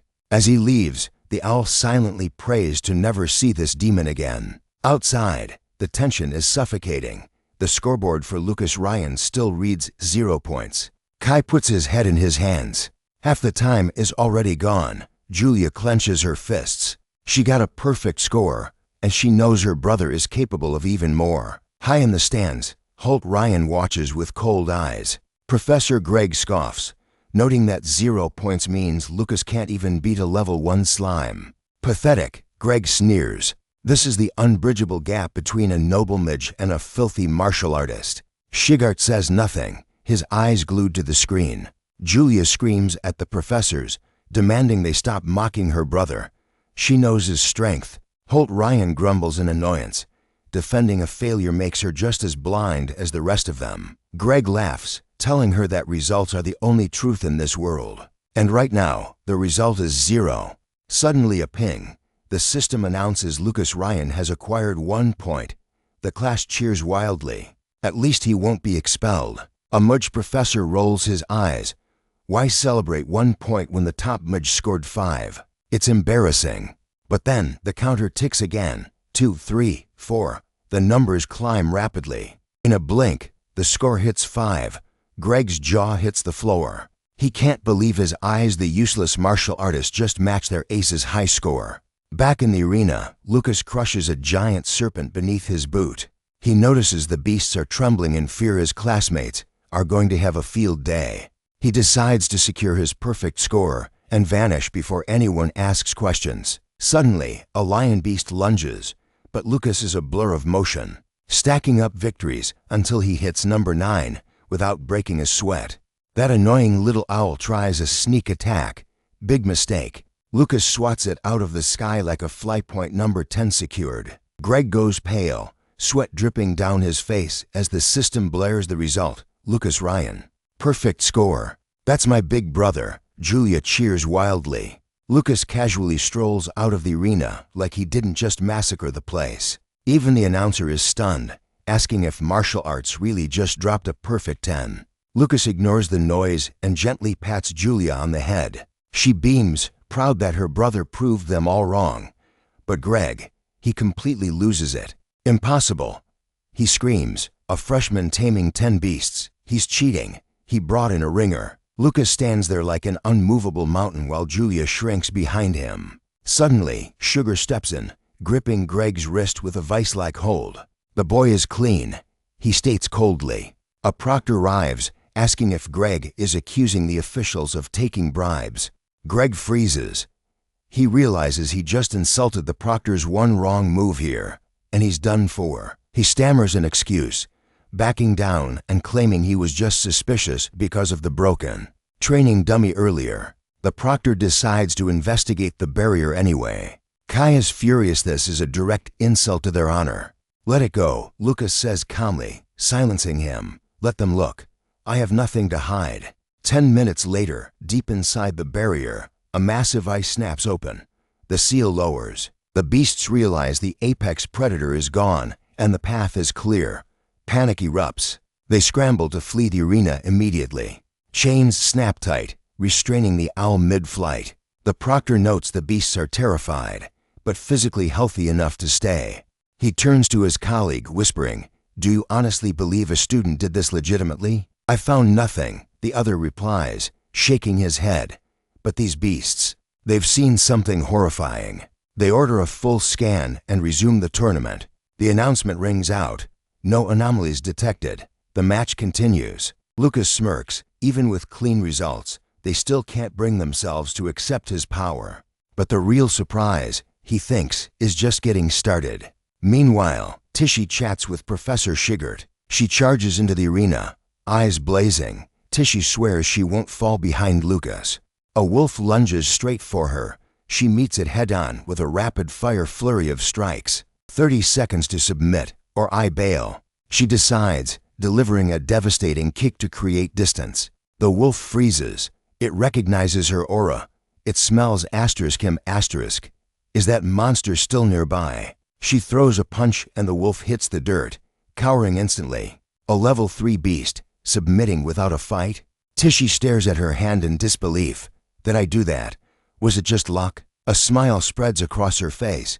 Maybe the martial arts department isn't the underdog anymore. She leaps at the next target. Her score skyrockets. Kai screams his lungs out in support while Professor Shigert watches with a silent intensity. She's on a roll, taking down beast after beast. Finally, a massive saber-toothed tiger blocks her path. Bam! One hit, and it's over. The system chimes. Tishy, perfect score of 10. Kai jumps for joy. She was faster than Lucas. What is happening today? Walking out, Tishy reflects on the battle. Not so scary. Martial artists can rival mages after all. Match 3 begins. A student faces a bat creature and slams it into the concrete with brutal force. Collins secures a perfect 10 with his dagger. Next up, Sharp spin kicks a giant ape beast into submission. Another perfect 10. Now it's Kai's turn to face the saber-toothed tiger. The beast hits the floor, completely broken. Kai roars in victory. Perfect score secured. The scoreboard lights up. Julia, Iowa, Lucas, Tishy all maximum scores. The martial arts department is sweeping the board. They rocket straight to the top of the rankings, leaving everyone else in the dust. Professor Shigert hides a satisfied smile and takes a swig from his flask. The proctors announce the final verdict. The beasts and barrier are perfectly fine. An elder official praises the technique, but scratches his head. Why are the scores this high? Maybe the mages scared them earlier. One suggests, impossible. The other replies, this has never happened in the history of the academy. The elder explains that with the martial arts division making their debut, chaos was inevitable. The clash of steel and close quarters combat must have sent the beasts into a frenzy of terror. He decrees that next year, the martial artists will go first. However, the current scores remain absolute. Greg erupts in protest, screaming that a tie with the elite division is unacceptable. Professor Shigert observes the tantrum with cold indifference. The director challenges him, asking if he dares question the ruling. Greg retreats, stammering about fairness, but the elder cuts him deep. Luck is merely another form of skill. Another board member agrees. It is not the students' fault, and their hard-earned scores cannot be erased. Director Otani commands Greg to swallow his pride and announce the results. Greg watches Shigert and Linda walk away, his eyes burning with malice. He mutters a curse, hoping his rival is watching his back. Near the beast cage, the two directors speak in hushed tones. One notes that this issue threatens the very existence of the division, demanding the truth. Director Otani replies that his lips are sealed regarding the details, but he swears it poses no threat to the academy. He resolves to stick to the script. He will pretend the boy's monstrous abilities are nothing more than a mirage, just as planned. Meanwhile, Kai explodes with euphoria, shouting that he needs to tell his father about his perfect score immediately. As they strut down the hallway, the classmates boast that taming those beasts was child's play. They feel invincible. Now seated, Kai asks the squad $1 million question. What will they do with the 20 bonus points earned for first place? Collins plays. His friend scoffs, arguing inside lies a realm of illusion teeming with beasts, a place where warriors can gain battle experience without the fear of true death. Collins grows anxious, but Kai flashes a confident grin. Because they achieved perfect. Collins shouts back that he is heading to the material shop to gear up before it is too late. Lucas watches his two friends sprint away. He takes a calm sip, satisfied that manipulating the tournament to ensure everyone got a perfect score was the master stroke. Kai approaches. Suddenly, Lucas snatches it back. Kai recognizes it and Lucas replies with, he decides to catch. The scoreboard heralds it is Leia. She demands to know. She hurls an object. A student mentions. He spits out. Another agrees. He claims the guy. Panic sets in. If the martial arts students get their bonus points, they will monopolize all the valuable resources.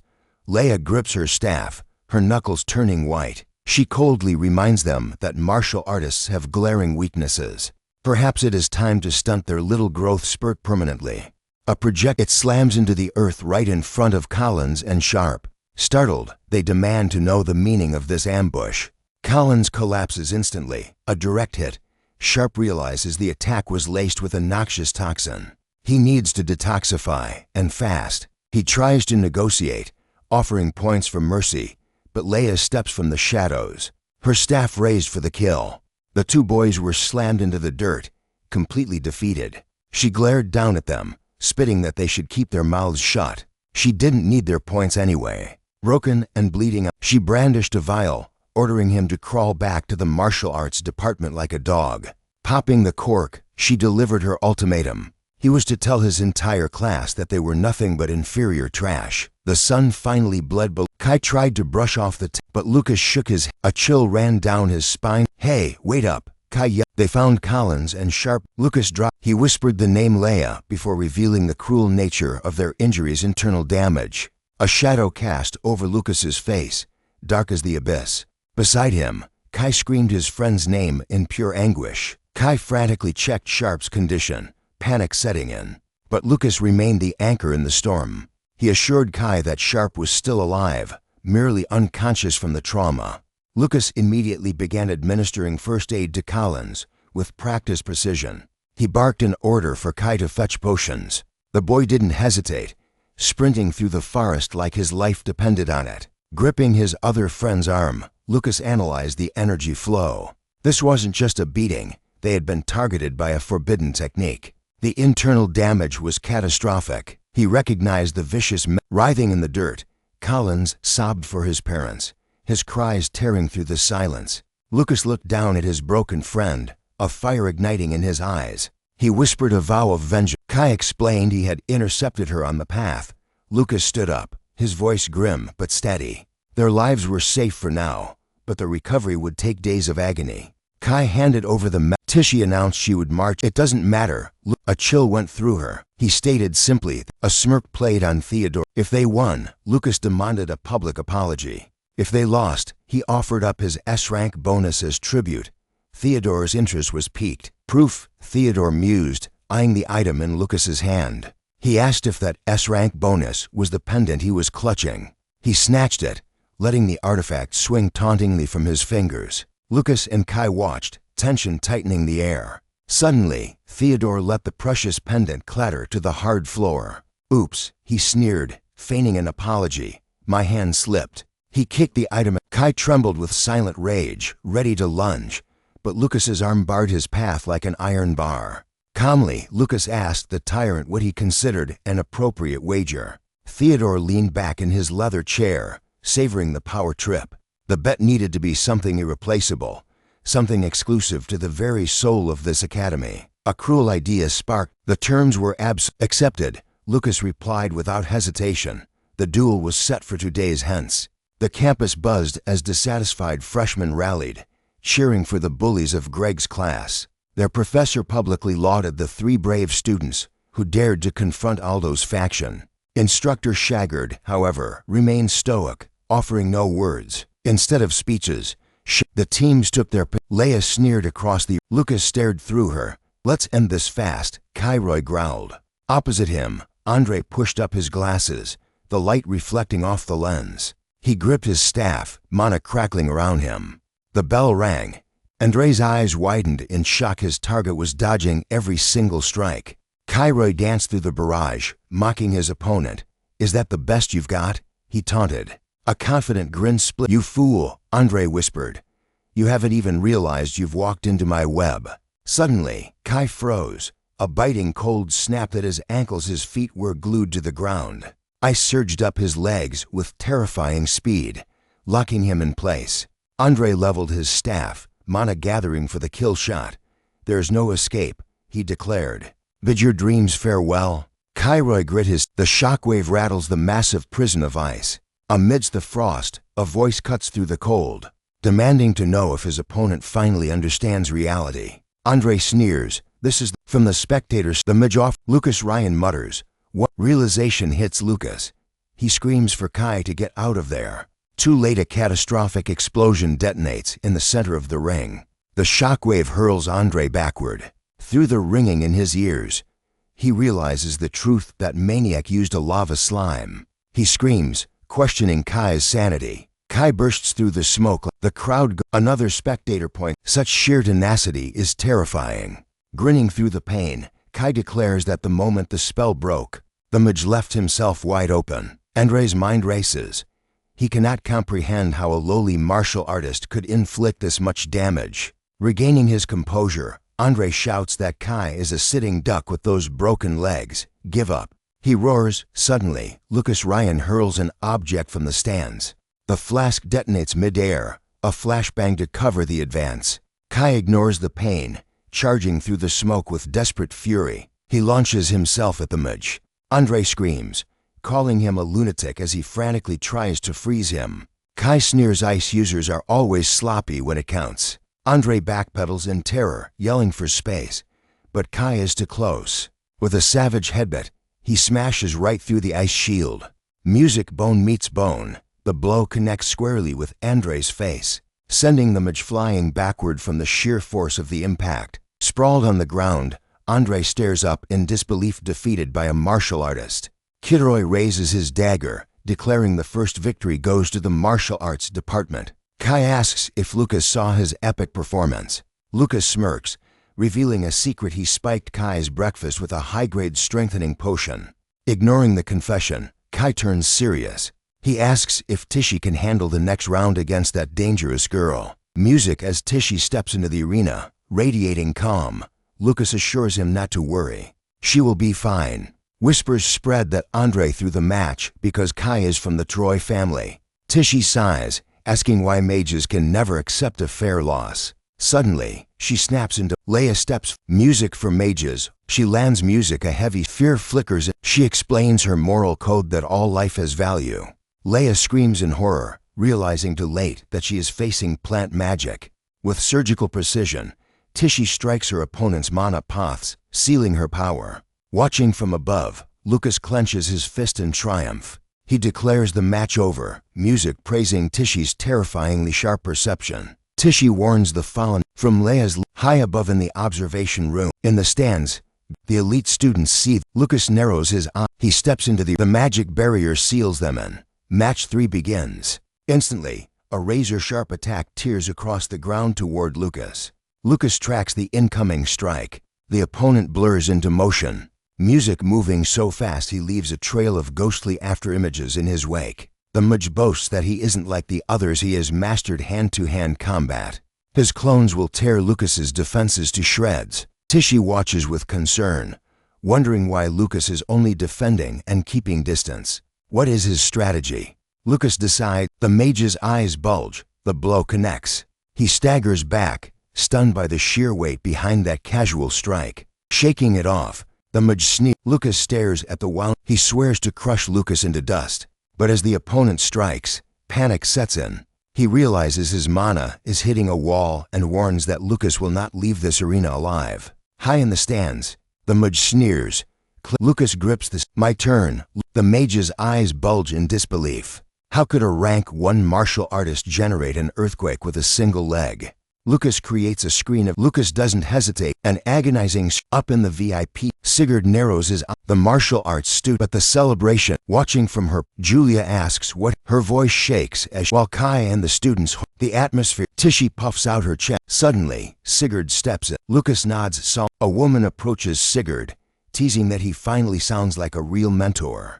He sighs, replying that he just wants to save them from his own tragic fate. She asks what he needs. In the infirmary, Under the cover of a fist slams Headmaster Otani. Greg is out for blood, but Sigurd flips the script. Sigurd stares Greg's face goes pale. He stammers, asking why Sigurd is bringing up old history right now. Desperate, Greg grabs. Sigurd brushes him off. It is impossible for the Ryan. He whips around, accusing Headmaster Otani. Sigurd shrugs. He explains that Lucas denied everything. Instead, the boy offered a theory. The mage paid a fortune to learn dangerous spells from shady dealers. Lucas suspects a powerful figure from the... Greg explodes with rage. He asks if they really expect him to believe such a ridiculous conspiracy theory. His ally nods. He delivers a chill. Hell will follow. Later, Headmaster Otani stalks through the silent archives alone. His eyes lock onto the ancient tome he has been hunting for. As he cracks it open, his suspicions are confirmed. The scene Lucas clutches a glowing Suddenly, the calm water erupts into a violent vortex. Sharp's body convulses as the potent energy surges through his veins. Collins roars and he proves that martial artists can wield healing arts just as masterfully as any mage. Several days later, a carriage rumbles into the bustling city of Dak. Catherine Ryan turns. She gazes out, noting that the landscape remains frozen in time. Holt calls her name, sensing the melancholy in her eyes, but Catherine forces a reassuring smile. She waves off his concern, claiming she was simply lost in old memories. But then, a figure in the distance catches her attention. A man approaches, leading a steed with noble grace. Catherine calls out the name Cyan, and her younger brother returns the greeting. A flashback unravels to 10 years ago. The Beastmen tribes launched a catastrophic invasion, their monstrous hordes swarming the territory. Humanity united in a desperate defense. For 3 bloody days and nights, steel clashed against claw, leaving both sides decimated. In the heart of that inferno, a brilliant young mage stood her ground against the beast tide. Destiny wove its threads as the young knight commander Holt Ryan and the mage Catherine Miranda crossed paths. Holt danced with death on the front lines while Catherine watched his back with awe. Forged in the fires of war, they vowed to spend their lives as one. But their love faced a new enemy, her father, who fiercely opposed the union. Choosing love over lineage, Catherine severed all ties with the prestigious Miranda clan. Back in the present, Cyan muses on the irony that their children met at the Allen Magic School. Time, he notes, is a fleeting thing. He mentions that the children are prodigies, adding that their father remarked on how much Julia resembles Catherine. The news leaves her stunned. He extends an invitation to return to the estate, revealing their father longs to see her. However, Cyan's voice drops. The invitation is for her alone. The implication is clear. Holt is not welcome. Holt urges her to go, reminding her that duty calls him to the front lines regardless. Catherine trembles, torn by the rejection of her husband.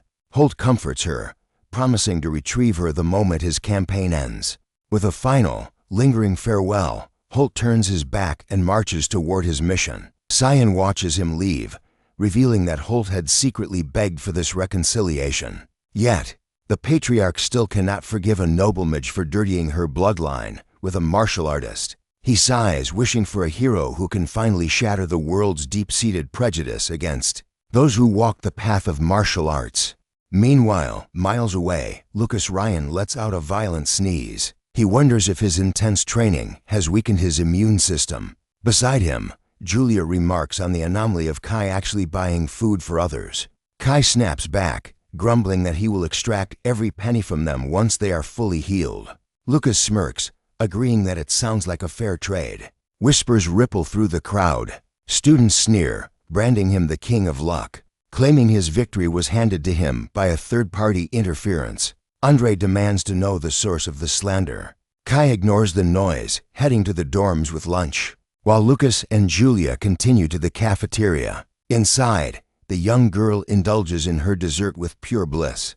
Lucas notices a glimmering hairpin. Julia beams, revealing it was a gift from Iowa of the Miranda clan. Lucas realizes the truth: they are trying to curry favor with the genius mage. His expression softens as he asks his sister to befriend Iowa, hinting it might help heal their mother's past. Julia lights up, eager to write home and boast about becoming the class representative. Minna approaches their table, offering warm congratulations on the girl's achievement. She prophesies that Julia will rise as a pillar of the academy, pledging her unwavering support. A group of students brushes past, roughly slamming into Mina's shoulder. She says nothing, her gaze cold as she watches them retreat. Earlier, Jessica Ryan had delivered a hard truth to Iowa Miranda. While their mental magic skills were equal, Julia eclipsed her in every other domain. The verdict was absolute. Julia was the only choice for class representative. She asked Iowa to accept this reality. Instead, Iowa clenched her fist, swearing to prove that the teacher's decision was nothing but favoritism. Back in the present, Julia's eyes follow Iowa as she storms out of the cafeteria. Noticing her roommate has barely eaten, Julia makes a decision. She buys an extra lunch and heads out, determined to bridge the gap. Mina stepped into their space, her voice low and urgent. She needed to know if she was close to Iowa. Julia beamed, praising the senior's terrifying mental magic. Lucas nodded. Such power was indeed rare, but Mina cut the pleasantries short. Mana flared as a magic circle ignited around their table. Lucas narrowed his eyes. A silence barrier. No sound would escape this space now. She pressed a finger to her lips, a sly smile playing on her face. Dealing with geniuses was always such a headache. She pushed her plate forward, mentioning her wind magic was just as lethal. Lucas ignored the distraction, grabbing a bite before demanding the truth. Why was she really here? Light glinted off Mina's glasses. She calculated her odds. It seemed the interference of Julia's brother wouldn't be an obstacle after all. She commended his sharp instincts. The games ended now. It was time for the cold, hard truth. Her expression darkened. She asked if they knew the magical Beast Mountain Range and the twisted ecological anomaly festering within it. The balance was broken.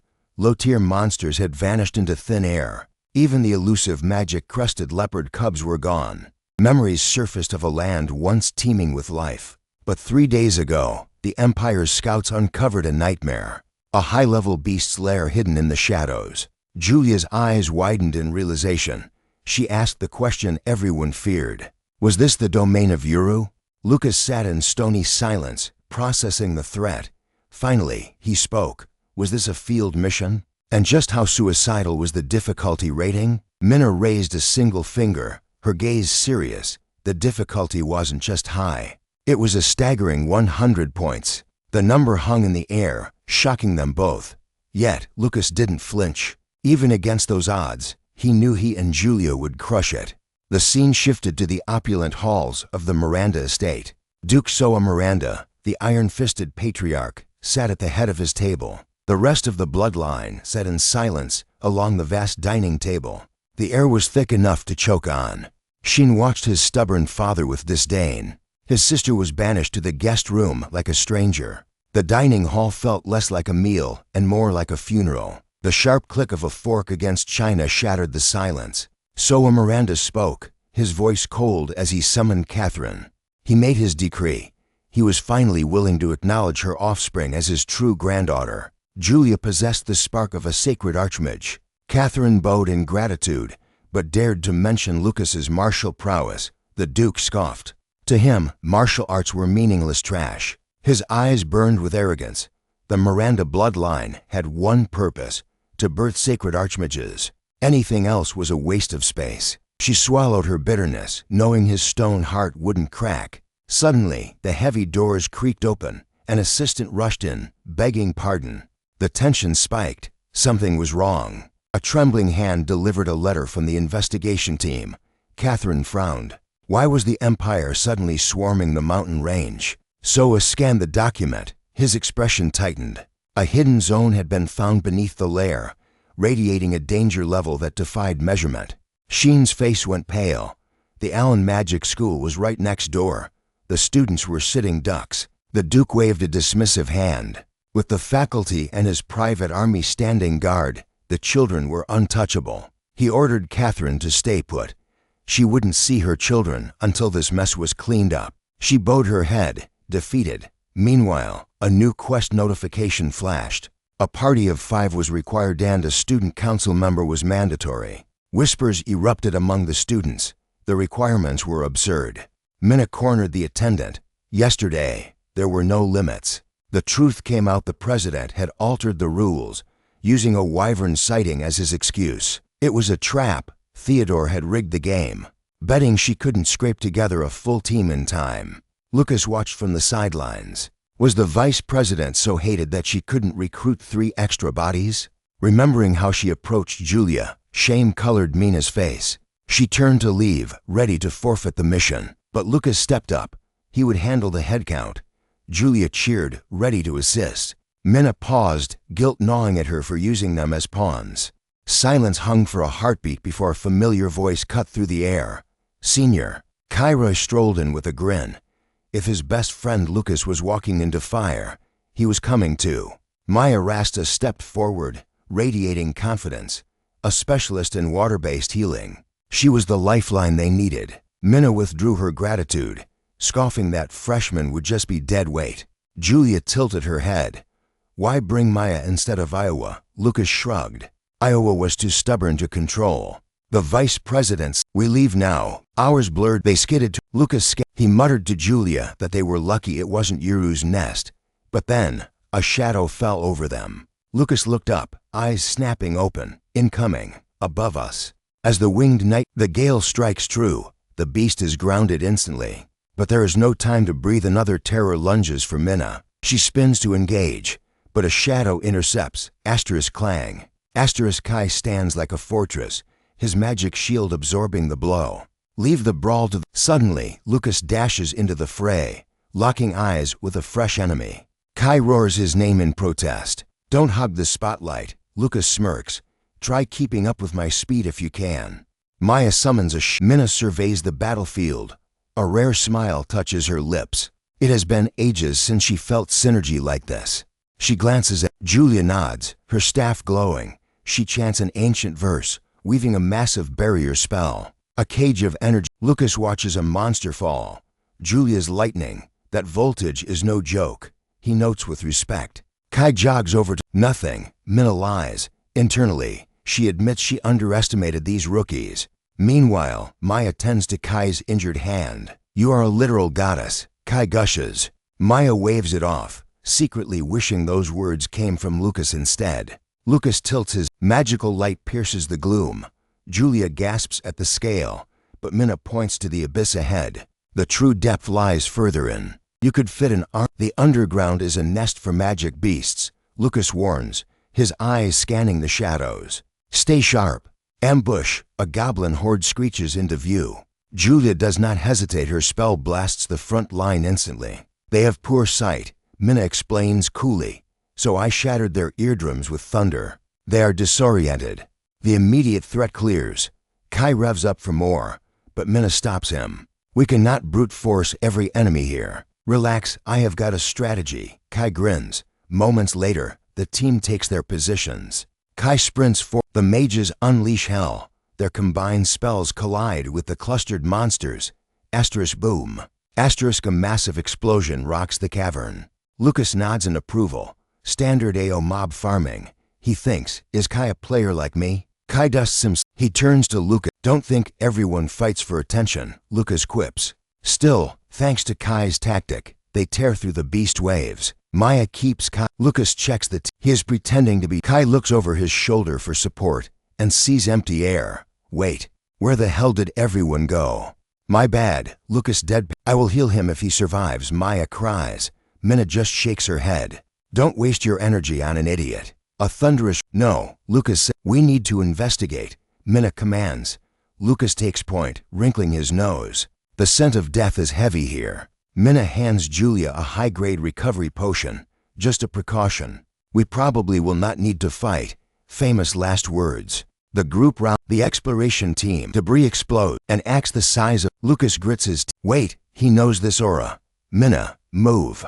Lucas shoves her aside, just as the executioner's axe splits the earth where she stood. Lucas unleashes. Julia rushes. Mina points a trembling finger toward the Minotaur's massive grip. The captive soldier isn't finished yet. He launches a desperate counterattack, demanding to know if this beast dares to block his path. The students stand. He barks a command. Summon the Imperial Army immediately. The grim truth drops like a hammer. The ancient seal has been shattered. The creature's grip tightens, crushing bone. The Minotaur roars a vow to exterminate them all, sending a wave of terror through Julia and Maya. As the beast moves to finish him, the soldier snatches the potion. He downs it in one gulp, declaring that this trash-talking monster is about to learn its place. Glacial energy explodes. Minna and Julia scramble back, adrenaline flooding their veins. Lucas hesitates, vowing to return for vengeance. But the soldier's desperate plea cuts through the air. "Run, you fools!" Sealed within the ice, cracks spiderweb across the ice. The Minotaur bursts free with a terrifying roar, furious that a mere insect dared to ambush it. Its murderous gaze locks onto the soldier. She screams that he is. Minna demands to know why they are fighting. The soldier bought them time with his life, so why are they throwing it away? Lucas steps up, his resolve hardening like steel. He'll hold the line. He orders Minna to be the runner and get help. She snaps back a freshman. The Minotaur. Lucas begs them to go, but Minna shoves him back. She screams that retreat is an order as vice president. It is her sworn duty to protect them all. Lucas stares at her, realizing her bravery far exceeds her rank. Julia refuses to budge, and Maya reveals she has already signaled Kai. It's decided, they fight as one. The monster, even with their powers combined, he faces the beast head-on. There is no universe where they lose to a monster like this. The Minotaur smashes the ground, sending a shockwave of destruction. Lucas braces him. Minna yells for him. The monster wins up a. She screams for the beast. Direct hit. The creature howls in agony. Lucas shouts that he's paralyzed its movements by hitting a pressure. Point now is the time to end this. Julia notches a lightning arrow while Minna charges a razor-sharp wind cutter. The duo casts their ultimate spells in perfect synchronization. The beast scoffs, annoyed. It vows to slaughter every last one of them the moment it catches its breath. Maya steps forward. The deluge slams into the Minotaur, soaking it to the bone. But the monster just laughs, its wounds regenerating as it mocks the attack as a harmless bath. It turns its murderous intent toward Minna. But Julia smirks, asking a simple question: do you know what happens to a wet target? She declares Judgment Day is here. A bolt of pure lightning rips from her staff, connecting with the water-soaked beast. The conductivity amplifies the damage 1,000-fold. A blinding explosion of magical energy engulfs the cave. Lucas realizes the genius of the plan Maya drenched it to maximize Julia's voltage. The fried Minotaur finally crashes to the stone floor. It lies defeated. Lucas looks at his team, impressed. Improvising a combo like that is exactly what he expects from an honor student. He climbs onto the behemoth's chest, preparing to deliver the coup de grace. It's over. Minna watches him, sensing something is wrong. Suddenly, vile black energy erupts from the corpse. A crushing pressure descends on the cave. Lucas freezes as the air grows heavy with malice. A shadow rises from the beast, a threatening figure manifesting from the abyss. Outside the dungeon, Kai stops dead. The ground is trembling. This isn't just a battle, it feels like an earthquake. His instincts scream danger. He orders his team to brace themselves. He's calling for major reinforcements right now. The dark energy coalesces into a demonic form. Lucas stares into the face of true despair as an overwhelming shockwave blasts him backward. The beast lunges, slamming him into the earth. But as the dust settles, Lucas realizes the truth. That wasn't a physical blow. It was the sheer force of the creature's voice. Its power is evolving. Lucas scrambles to check on his team. Minna managed to cast a circle of silence just in time, but the spell came at a terrible cost. It completely drained her mana, along with Maya's and Julia's. One by one, they collapse into unconsciousness. Lucas gazes down at his fallen friends, a storm brewing in his eyes. Suddenly, a terrifying aura erupts from his body. The demonic beast roars in challenge, but Lucas is already moving. He launches himself forward, a blur of righteous fury. "I will end you," he screams. His fist connects with the force of a falling meteor, smashing into the monster's arm with devastating power. Lucas skids to a halt, expecting a reaction, but the beast feels no pain. To his horror, the crushed limb begins to twist and reform, woven together by dark energy. In mere seconds, the arm is whole again. The creature doesn't hesitate, forming a jagged blade of pure energy to strike back. The wind pressure alone blasts Lucas backward, racking his body with pain. Music, he realizes his fatal mistake. He vastly underestimated the shockwave of that earlier roar. The monster sneers, the struggles of the strong. How exhilarating. It slams a fist into the earth, sending a catastrophic shockwave rippling through the cavern. It rushes. Debris rains down from the ceiling straight toward the girls. Lucas doesn't think. He throws his body into the line of fire to become their shield. With desperate strength, he deflects the crushing weight. He smashes a massive boulder inches from Julia's face. Bloodied and battered, he turns back to face the demon. The beast is relentless. It opens its maw, firing a concentrated beam of destruction. Shockwaves ripple out from its hands, tearing the air apart. Lucas realizes the danger. The attack slams in. The beast mocks his fury. The monster continues its. As long as I draw a breath, the momentum drags him back. Music. Lucas. The monster retaliates. Lucas tears himself free and violently shoves the Minotaur's arm away. Suddenly, a blinding light erupts from his core. The real fight starts now. The Minotaur's arm. Lucas meets it head-on with. Lucas emerges from the dust, eyes burning with resolve. I'm ending this right now. He steps in and drives a devastating blow into the Minotaur's gut. Music. The creature's. Meanwhile, Julie. She looks up,